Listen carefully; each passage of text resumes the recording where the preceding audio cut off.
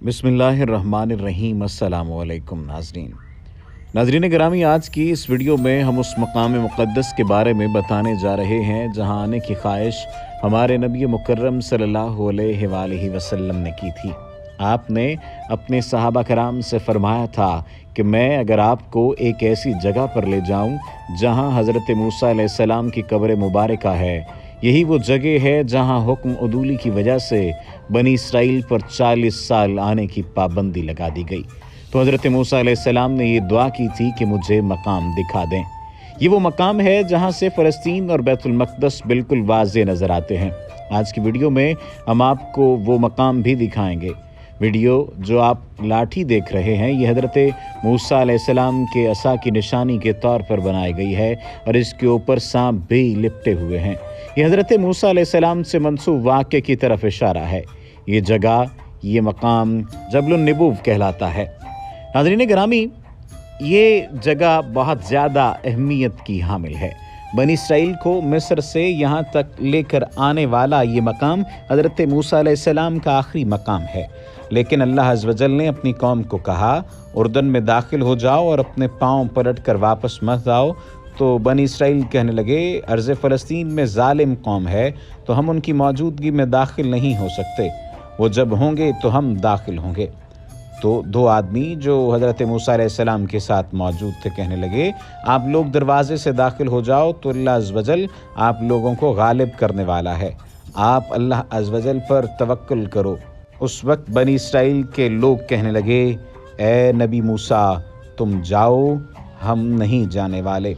उस वक्त हज़रत मूसा अलैहिस्सलाम ने कहा, मैं अपना और भाई का ज़िम्मेदार हूँ, और ए खुदा, मेरे और इस कौम के दरमियान फ़र्क करना, यानी हमारे साथ इंसाफ किया जाए। तो फिर अल्लाह ताला ने फरमाया, अर्ज़ मुक़द्दस बनी इसराइल पर 40 साल तक हराम है, बल्कि वो ज़मीन पर भटकते रहेंगे।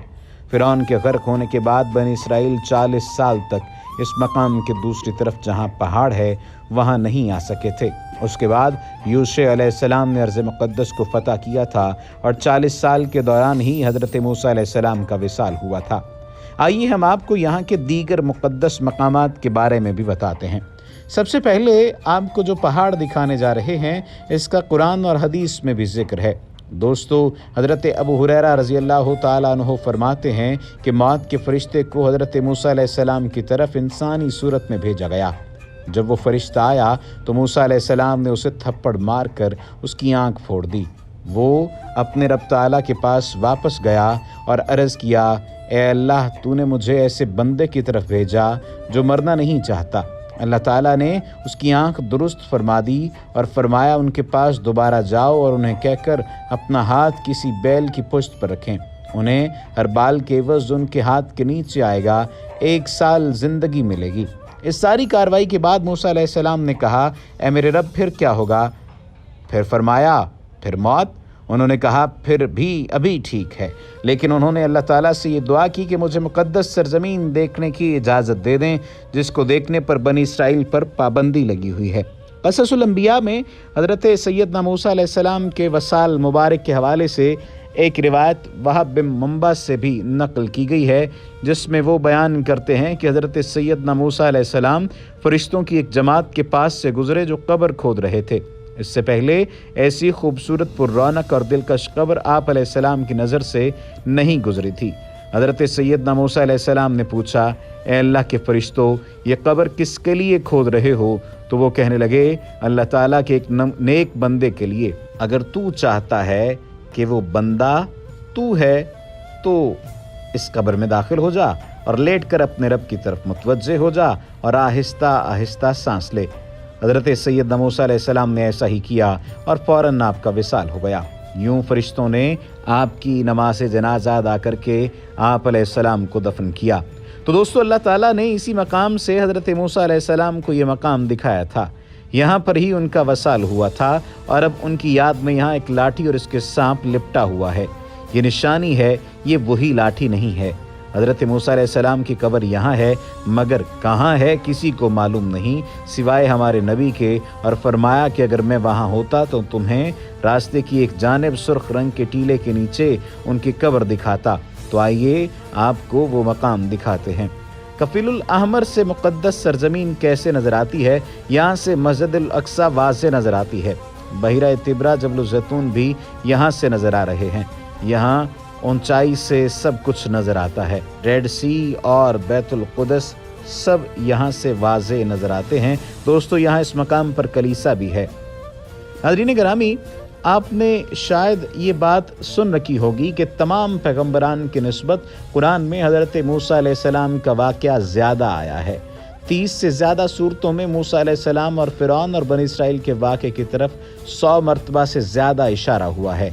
अगर हम इन आयात की अलग अलग शरह करें और इसके बाद इन सब को एक दूसरे के साथ मिला दें तो बाज़ अफराद के इस तवहम के बरखिलाफ़ कि कुरान में तकरार से काम लिया गया है, हमको मालूम होगा कि कुरान में न सिर्फ तकरार नहीं है बल्कि हर सूरा में जो बहस छिड़ी गई है उसी की मुनासबत से उस सरगुज़श्त का एक हिस्सा शाहिद के तौर पर बयान किया गया है।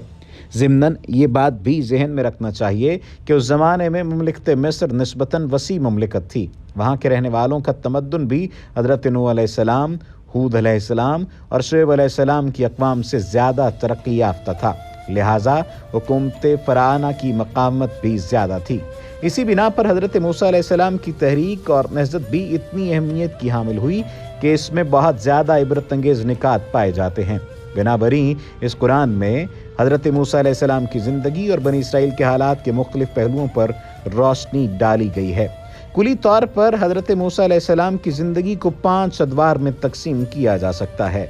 पैदाइश से लेकर आगोश फ़िरौन में आपकी परवरिश तक का ज़माना, मिस्र से आपका निकलना और शहर मदियन में हज़रत शुएब अलैहिस्सलाम के पास कुछ वक्त गुजारना, आपकी वसत का ज़माना और फ़िरौन और उसकी हुकूमत वालों से आपके मुतअद्दिद तनाज़े, फ़िरौनियों के चुंगल से मूसा अलैहिस्सलाम और बनी इसराइल की निजात और वो हवादिस जो रास्ते में और बैतुल मक़दस पहुँचने पर रूनुमा हुए, हज़रत मूसा अलैहिस्सलाम और बनी इसराइल के दरमियान कशमकश का ज़माना। नाज़रीन गिरामी, हुकूमत फ़िरौन ने बनी इसराइल के यहाँ जो नौमौलूद बेटे होते थे उन्हें कत्ल करने का एक वसी प्रोग्राम बनाया था। यहाँ तक कि फ़िरौन की मुकर्रर करदा दाइयाँ बनी इसराइल की बारदार औरतों की निगरानी करती थीं। इन दाइयों में से एक वालदा मूसा की दोस्त बन गई। शिक्म मादर में मूसा अलैहिस्सलाम का हमल मख्फी रहा और इसके आसार ज़ाहिर न हुए। जिस वक्त मादर मूसा को यह एहसास हुआ कि बच्चे की विलादत का वक्त करीब है तो आपने किसी के ज़रिए अपनी दोस्त दाई को बुलाने भेजा। जब वो आ गई तो उससे कहा, मेरे पेट में एक फ़र्जंद है, आज मुझे तुम्हारी दोस्ती और मोहब्बत की ज़रूरत है। जिस वक्त हज़रत मूसा अलैहिस्सलाम पैदा हो गए तो आपकी आंखों में ख़ास नूर चमक रहा था।